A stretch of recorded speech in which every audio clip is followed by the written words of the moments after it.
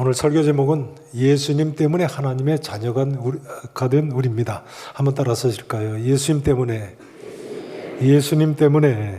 하나님의 자녀가 된 우리.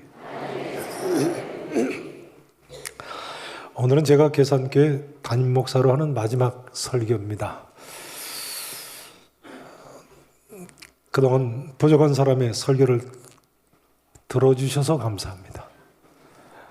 인천 제2교회 이건영 목사님은 부족한 사람의 설교를 들어주셔서 감사하다고 강단에서 큰 절까지 하셨다고 하는데 저는 생략하겠습니다.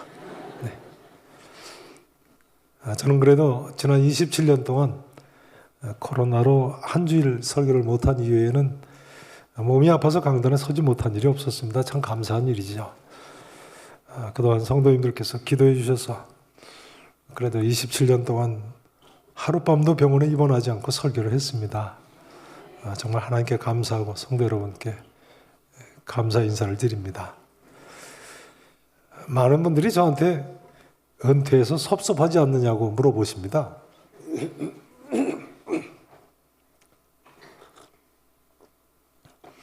은퇴해서 섭섭하지 않느냐고요? 그러나 저는요, 김은성 목사님이 동사 목사님으로 결정되던 공동회를 마치던 날 정말 제 양어깨에서 무거운 짐이 절반은 가벼워지는 것처럼 느껴졌습니다. 정말 그렇게 실제로 느껴졌습니다. 이제는 내가 주일 설교 못해도 동사 목사님이 할 사람이 있으니까요. 여러분 아세요? 저는 지난 27년 동안 수석 부목사님들한테 항상 설교 한 편을 준비해 놓으시라고 했습니다. 왜 그랬을까요? 제게 무슨 일이 있으면 설교를 대신해서 해야 되니까요. 그 덕에 저희 부친이 돌아가셨을 때 부목사님이 꼭 한번 대신 설교를 한 적이 있습니다. 그러니까 담임 목회라는 것이 쉬운 것이 아닌 거죠. 여러분, 이번 주 금요일에 담임 목사 위임식이 있습니다만 김은성 목사님을 위해서 기도 많이 하시기 바랍니다. 네. 아멘 안 하시는 분은 누구세요? 네. 자, 이제 본론으로 들어가겠습니다.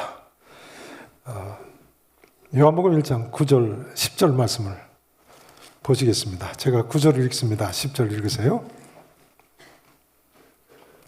참빛 곧 세상에 와서 각 사람에게 비추는 빛이 있었나니, 읽으시죠.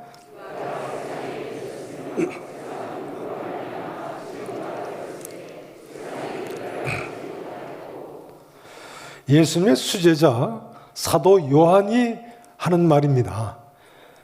참빛 곧 세상에 와서 각 사람에게 비추는 빛이 있었다.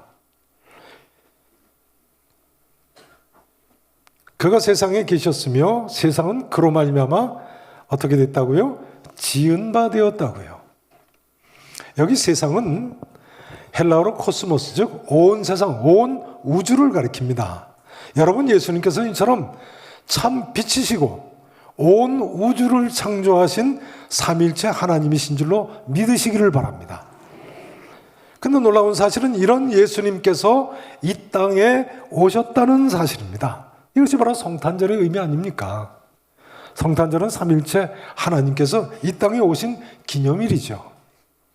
자, 11절 말씀을 보시죠. 11절 말씀 함께 또 읽으십니다. 시작. 자기 땅에 오매 자기 백성이 영접하지 아니하였으나.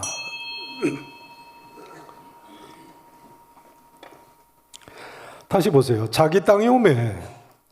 여기 자기 땅은 유대 땅을 가리킵니다. 자기 백성이 영접하지 아니하였더라. 유대 땅에 예수님께서 이처럼 오셨지만, 유대인의 왕으로 오셨지만 자기 백성, 유대인들이 영접하지 아니했다는 이야기입니다.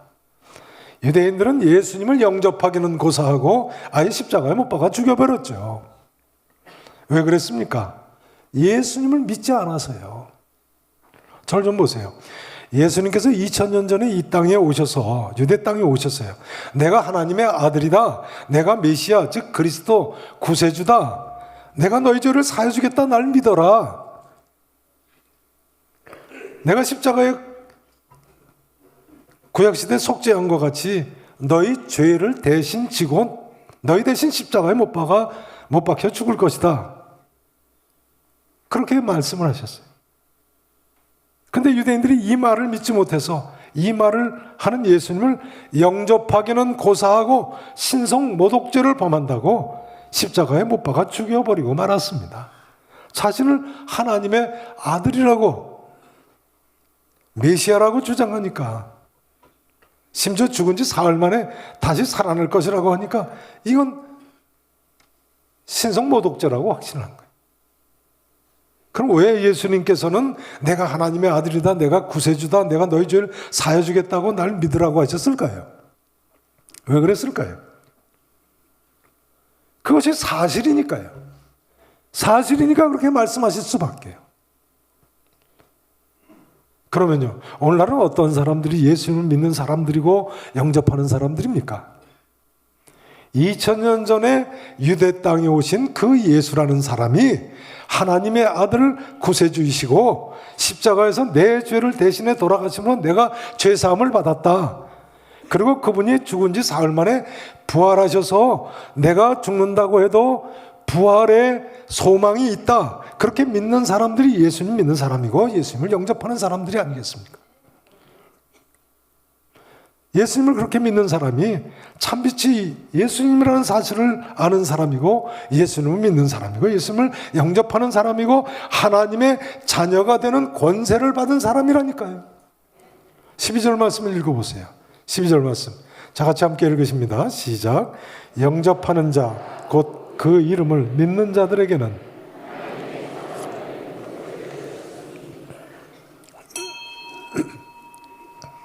영접하는 자, 곧 그 이름을 믿는 자들. 그러니까 유대인들은 자기들의 왕으로 오신 예수님을 영접하지 않았지만 이와는 정반대로 영접하는 자, 곧 그 이름을 믿는 자들. 여기 그 이름은 예수죠. 예수님을 믿는 자들에게는 하나님이 뭐가 되는 권세를 주셨다고요? 하나님의 자녀입니다. 여러분, 이 놀라운 사실을 믿으십니까? 이건 대단한 사건이죠. 여러분, 하나님이 누구십니까? 왕 중에 왕이 아니십니까? 한 나라의 왕의 자녀만 된다고 해도, 그러니까 왕자나 공주만 돼도 얼마나 대단한 일입니까? 사실 세상 근심 걱정 다 필요 없겠죠.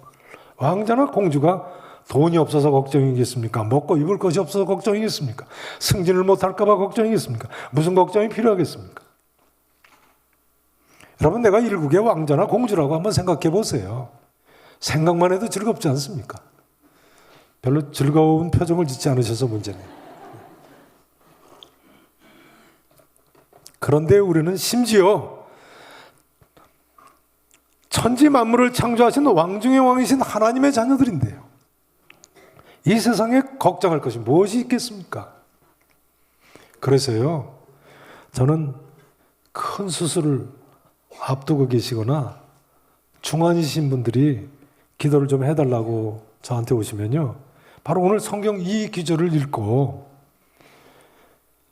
하나님 아버지, 하나님 아버지 이렇게 부르시면서 어린아이같이 기도하시라고 그렇게 말씀을 드립니다. 부모 품에 안겨있는 갓난아기가 걱정할 게 뭐 있겠어요? 어리면 어릴수록 말 한마디 못해도 그냥 울기만 해도 부모가 다 알아서 채워주지 않습니까? 사랑하시는 성도 여러분, 앞으로 모든 근심, 걱정, 염려 다 버리시고요, 왕이신 하나님을 모시고 하나님의 자녀답게 사시기를 진심으로 축원하겠습니다. 다시 한 번 더 강조드리지 않을 수 없습니다. 하나님은 예수님을 믿는 우리 모두의 아버지이십니다. 이 사실을 진심으로 믿으시죠? 이제 간증을 좀 나눠야 되겠습니다. 제가 계산교회 마지막 설교가 다가오면서 제 일생에 있었던 중요한 사건들을 많이 나누게 되었는데요. 자, 이 마지막 간증도 잘 들어보시기 바랍니다. 제가 신학교 가기 직전에 저희 아버지께서 나중에 장로님으로 계시던 서울 합정동에 있는 개척교회에서 고등부를 맡았던 적이 있습니다. 전도사님도 없는 고등부를 제가 혼자 맡았었는데요. 고등부 혼자 맡았다고 뭐 대단한 건 아니고요. 처음 가니까 토요일 정기 모임 시간에 고등학교 1, 2, 3학년 학생 다 합쳐가지고 여학생 꼭 2명 나와서 앉아 있더라고요. 아무튼 그 개척교회에서 고등학교 애들이 1명, 2명 느니까 재미가 있었습니다. 나중에는 토요일 오후 정기 집회 때면 한 30명 정도 모이는데 정말 재미있더라고요. 근데 그 고등부 부회장 여학생이 영등포 여상에 다니는 여학생이었는데요. 아주 똑똑하고 상냥하고 한마디로 버릴 데가 없는 이쁜 모범생이었습니다. 근데 어느 토요일 집회를 마쳤는데 저를 좀 보자고 하더니 이 여학생이 저한테 그러는 거예요. 선생님, 저 병원에서 사형 선고 받았어요. 그게 무슨 소린데? 그러니까 머리가 아파서 세브란스 병원에 갔더니 급성대암이래요. 6개월밖에 못 산대요. 그러는 거예요. 그러면서 병원에서 머리가 아프면 먹으라고 했다고 진통제라고 약도 이 정도 한 묶음을 보여주는 거예요. 그래서 제가 그랬습니다. 그래? 그럼 우리 기도하자. 걱정하지 마. 만약 우리가 못 고치면 순복음교회 조영기 목사님이 잘 고친다니까 조 목사님한테라도 가서 안수기도라도 받고 고치자. 저는 그때 처음 대학교 2학년 때 처음 믿을 때니까요. 어디서 듣자니까 여의도 순복음교회 조영기 목사님이라는 분이 용산에 가면 현신의 권사님이라는 분, 이런 분들이 능력이 있어서 안수하면 뭐 큰 병도 고친다는 소리를 들은 적이 있었습니다. 그래서 한 말이었습니다. 그러면 기도를 시작했습니다. 저는 그때 제가 기도하면 그 여학생을 고칠 줄 알았습니다. 왜냐하면 하나님께서 저를 기적적으로 병을 고쳐주시고 살려주셨는데 내가 그 학생을 위해서 매일 금식 기도라도 하면 논리적으로 그렇지 않습니까? 하나님께서 나를 살리기 위해서라도 그 여학생 병을 고쳐주시겠죠. 그렇지 않은가요? 그 논리적이지 않습니까? 아무래도 둘 다 그냥 데려가시겠어요. 마침 다음 날이 주일인데 교회 부흥회가 시작되는 날이었습니다. 그래서 고등부 회장 남학생이 고3이었는데요. 그 회장 남학생하고 아프다고 하는 부회장 여학생하고 저하고 셋이 하나님 고쳐주세요. 그 여학생 이름이 금인데 금이 살려주세요 하면서 교회 부흥회 첫날 집회를 마치고 이제 철야 기도를 셋이 시작했습니다. 그 회장 남학생이 나중에 우리 교단 목사가 돼서 강릉 경포도에 교회를 세웠죠. 우리가 그 교회를 사서 강릉 계산교회와 경포대 수양관이 되지 않았습니까? 요즘도 우리 교회가 후원하는 대전에 함께하는 게 수문성 목사죠. 아시는 분들은 아실 겁니다. 아무튼 그 다음 날부터 교회 본당에서 셋이서 철야 기도를 하는데요. 밤새 기도를 하다가 깜빡 잠이 들었습니다. 새벽에 일어나서 보니까 회장은 고3 학생이라서 벌써 학교에 갔어요. 그래서 그 여학생하고 둘이 교회 본당에 있게 됐는데 그 부회장이 피아노 의자에 앉아서는 자꾸만 저보고 조금만 더 있다 목사님 사택에 들어가라고 그러는 거예요. 마침 제가 그날이 제가 다니던 대학원에서 석사과정 영어 자격시험을 보는 날이었습니다. 월요일이죠, 그러니까. 그 조금이라도 눈을 붙여 영어 시험을 잘 보겠더라고요. 제 평생의 꿈이 그 대학 극과 교수 되는 거라고 말씀드리지 않았습니까? 그런 시험을 잘 봐야죠. 그래, 금이야, 오늘 내가 중요한 시험이 있으니까 조금만 자야 되겠다. 학교 가서 시험만 보고 빨리 돌아와서 또 기도하자. 어? 그러고는 교회 바로 뒤에 붙어있는 목사님 사택에 들어가서 잠을 잤습니다. 그 잠깐 자고는 이제 학교 갔다 오겠다고 얘기하려고 본당에 가보니까 그 여학생이 안 보여요. 그 어디 갔는가 찾아보니까 벌써 자살하려고 약을 먹고 본당 의자 밑에 떨어져 있었습니다. 제가 목사님한테 달려들어가고 목사님이 그 아버지한테 전화를 해서 알고 보니까 그 아버지가 동네 쌀가게 주인이셨어요. 그 두 분이 이제 이해를 한 분은 양팔을 들고 한 분은 다리를 들고 2층 본당에서 1층으로 이렇게 내려가시는데 제가 뒤를 따라갑니다. 근데 그 아버지가 그러시는 거예요. 에이그 이럴 바에는 차라리 죽어라 죽어. 좀 이상한 생각이 들더라고요. 아니 사랑하는 딸이 중병이 들어서 약 먹고 자살하는데 어떻게 이렇게 이야기할 수가 있나. 죽으라니 말이죠. 나중에 알고 보니까요, 그 아버지가 직업군인이시라서 그 딸을 밖에서 낳아가지고 데리고 들어온 딸이었습니다. 언니가 둘이 있었는데 남동생 하나하고 이 셋째 딸을 밖에서 낳아가지고 데리고 들어온 딸이었습니다. 그러니 남동생은 그래도 아들이라고 대접을 받았습니다만, 아들 귀한 집에 아들이라고 대접을 해줬습니다만, 이 막내딸은 엄마나 두언니한테 얼마나 구박을 심하게 받았겠습니까? 그래서 그 사이에 자살을 몇 차례 시도를 했더라고요. 그런 가정 형편도 모르고 급성 뇌암에 걸려 죽게 됐다고, 무섭다고 하니까 저는 걱정하지 마라. 우린 죽으면 천국 갈 수 있어. 기도하면 하나님이 고쳐줄 거야. 죽으면 천국 간다고 가르쳤으니 제가 자격 없는 교사죠.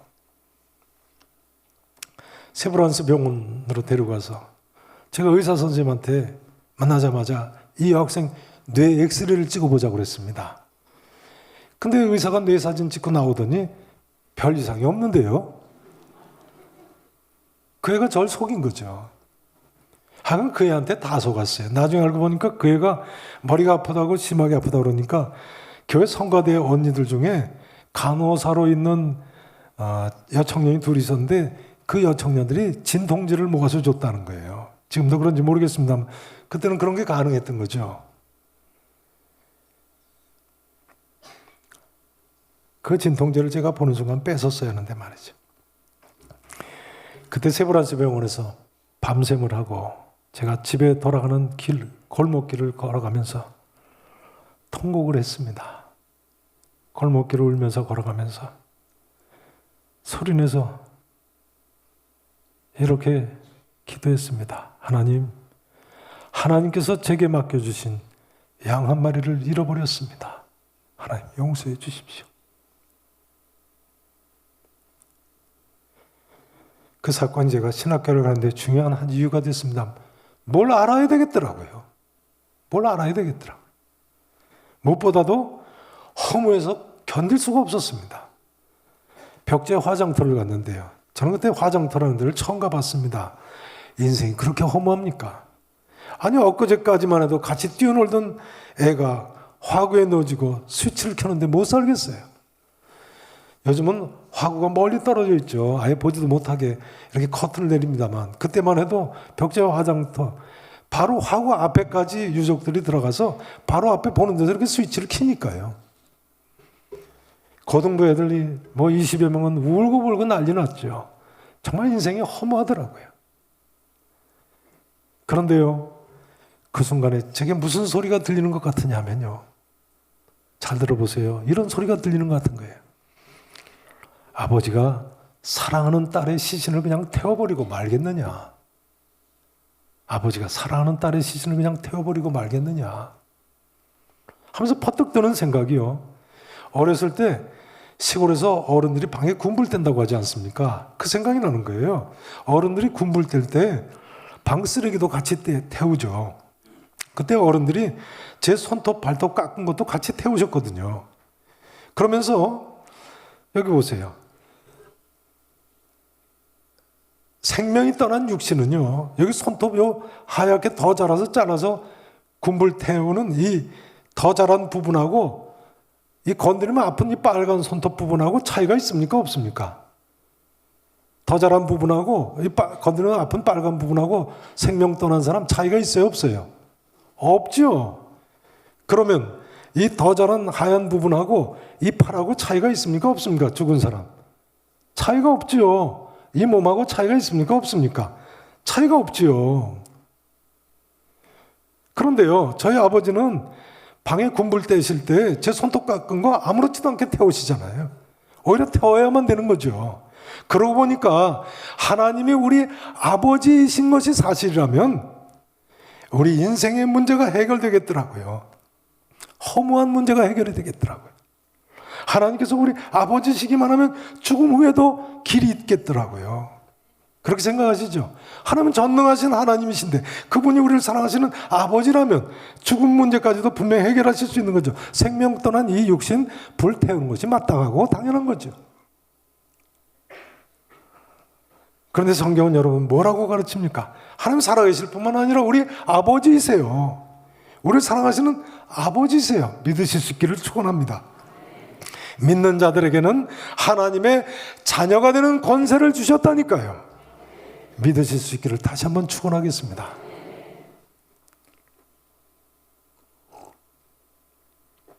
그날 벽제를 떠나서 연구차를 타고 불광동인지 홍제동인지 그 독립문 쪽으로 이렇게 고개 넘어 이렇게 계속 오게 돼 있잖아요. 고개 위를 이렇게 넘어오는데요. 제가 연구차를 타고 바깥을 이렇게 내다보는데 젊은 남자 둘이서 길을 걸어가고 있는 거예요. 근데 그 두 사람이 어떻게 보이느냐면요. 나는 육지에 있는데 그 두 사람은 물에 빠져서 허우적거리면서 살려달라고 하는 것 같이 보이는 거예요. 그 사람이 두 사람이 물에 빠져 죽어가고 있어요. 제가 조금 더 지체할 수 없이 밧줄을 던져서 건져줘야 되겠더라고요.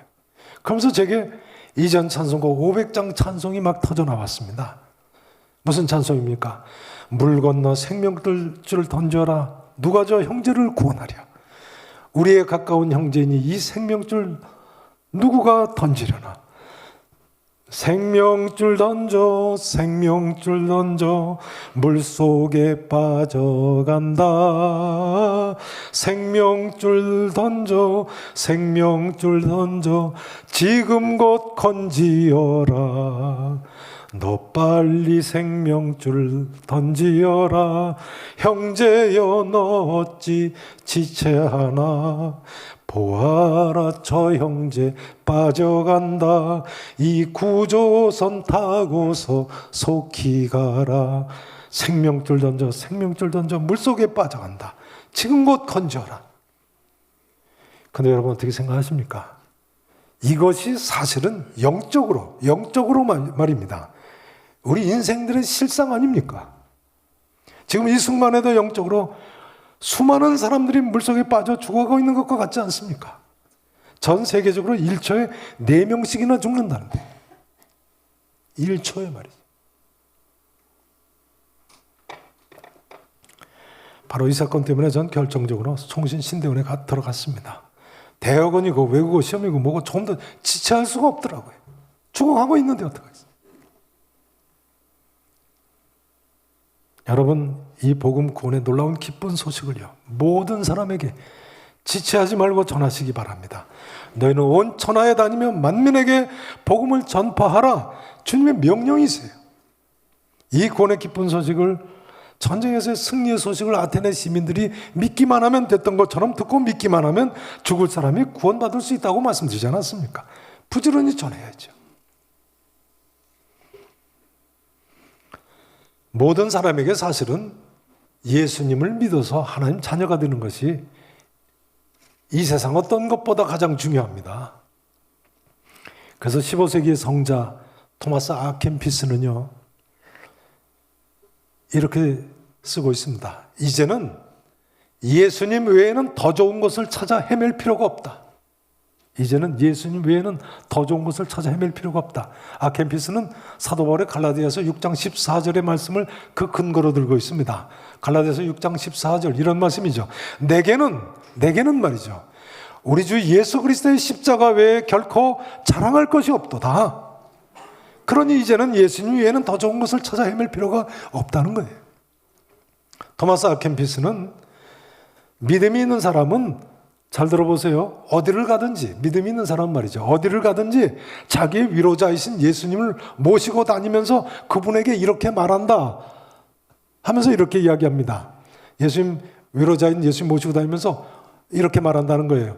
주 예수님, 언제 어디서나 나와 함께 계시어 주시옵소서. 여러분, 올해 우리 교회 표의 말씀이 뭐죠?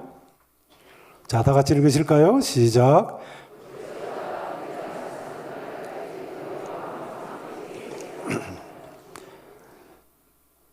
아멘이시죠? 믿으실 수 있기를 축원합니다. 이제 말씀 증거를 마쳐야 되겠습니다.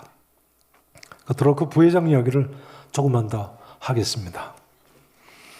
그 부회장회가 자살하기 바로 전에 어떤 일이 있었느냐면요.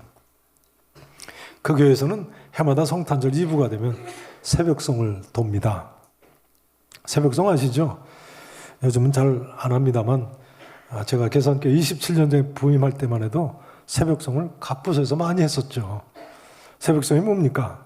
성탄절 0시 되면서 또는 새벽에 교우들 집마다 돌면서 성탄 찬송을 하면 나오셔가지고 사탕도 주고 케이크도 주고 어떤 가정은 또 들어오라고 하셔가지고 차도 대접하고 그러시죠.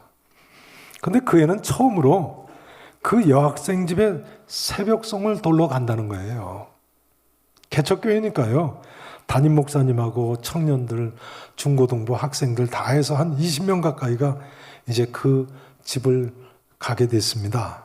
근데 그 집을 향해서 가는데 이 여학생이 들떠 있는 거예요. 원래 쾌활한 성격이었습니다만 발작발작 뛰면서 우리 엄마인지 언니인지가 오면 문 열어준다고 했는데 뭘 주실지 모르겠다고 하면서 크게 들떠 있어요. 그 댁 식구들이 전혀 교회를 나오지 않는 식구들이니까 그 집이 어떤 집이고 부모님들이 어떤 분들인지 기대를 하면서 갔습니다. 근데 그 집이 합정동에 있는 단층 집이었는데요. 문 앞에 서서 아무리 성탄 찬송을 불러도 문이 안 열리는 거예요. 성탄 찬송을 몇 곡을 불러도 계속 부르는데도 도무지 일어나는 기색이 없는 거예요. 찬송을 부르면 방불이 켜지고 그다음 마룻불이 켜지고 이렇게 해서 사람 나오는 기척이 있는데 말이죠. 애는 대문을 두들겨 가면서 팔짝팔짝 뛰면서 엄마 문 열어주세요. 언니 문 열어줘 하면서 근데 문이 안 열리는 거예요. 나중에는 우리가 민망해가지고요. 그 애를 달래면서 떠났습니다. 금이야 가자. 못 일어나시는가 보다. 내년에 또 오자. 응? 그래서 돌아서 나오는데 참 난감하더라고요. 그 후에 그 여학생이 죽으니까 무슨 생각이 드느냐면요. 그때 문이 열렸으면 그 애가 죽지 않았을 거다. 그런 생각이 드는 거예요. 근데 그 애가 자살을 하고는 교회에서 가서 장례를 치르고 하면서요. 그 언니 둘이 이번에는 또 그 교회를 나오게 됐습니다. 조그만 교회라서 교회 나오자마자 찬양대 앉고 하니까 그 다음에 성탄 새벽송을 도는데 이제는 그 두 언니 때문에 또 그 집을 가게 됐어요. 살다 보면 참 별일이 다 있습니다.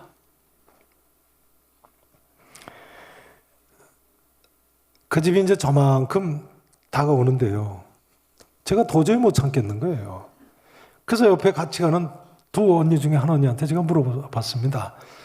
작년 성탄절 새벽송 돌 때 댁에 갔었는데 그때 문을 안 열어주시던데 혹시 못 들으셨냐고 제가 물어봤어요. 그랬더니 언니 하나가 그러는 거예요. 글쎄요, 못 들었나? 기억이 안 나는데요. 그때 제가 속으로 외쳤습니다. 그때 왜 안 열어줬어요? 그때 문만 열어줬어도 동생이 죽지 않았을 텐데. 물론 그 언니들이 사랑하기 어려운 동생이었겠습니다만 같이 믿음 생활하고 인간적으로는 사랑할 수 없는 경우라고 할지라도 예수님 명령대로 사랑해줬다면 얼마나 좋았을까요? 세상적으로는 불가능한 이야기일지라도 믿음 안에서는 가능한 이야기 아니겠습니까? 내 원수까지라도 사랑하라는 것이 예수님의 명령이시고 우리 믿음인데 그러고 보니까요. 그 가족들이 조금만 더 일찍 예수님을 믿기만 했으면 됐겠더라고요. 그날 새벽 저는 성탄 찬송을 정말 그렇다고 가사를 공감하면서 눈물을 흘리면서 그 댁 문 앞에서 1년 만에 다시 부른 그 성탄 찬송 가사를 평생 잊을 수가 없습니다. 바로 이 찬송이었습니다. 기쁘다 구주 오셨네 만백성 맞아라 온 교회여 다 일어나 다 찬양하여라 다 찬양하여라 다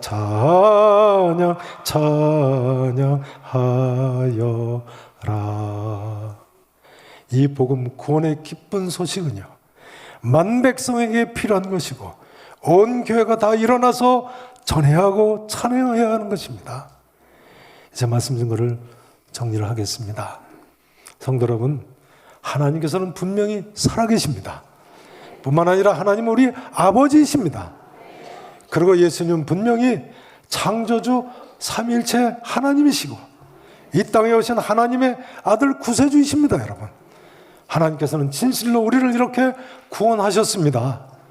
이제 우리 모두 이 구원의 기쁜 소식 복음을 들을 뿐만 아니라 유대인들과 달리 믿고 하나님의 자녀로서 하나님을 사랑하며 근심 걱정 염려 다 주께 맡겨버리시고 하나님의 자녀답게 사셔서 하나님을 기쁘시게 하는 성도, 가정, 교회가 되실 수 있기를 우리 구주 예수 그리스도 이름으로 간절히 축원하겠습니다. 기도하시겠습니다.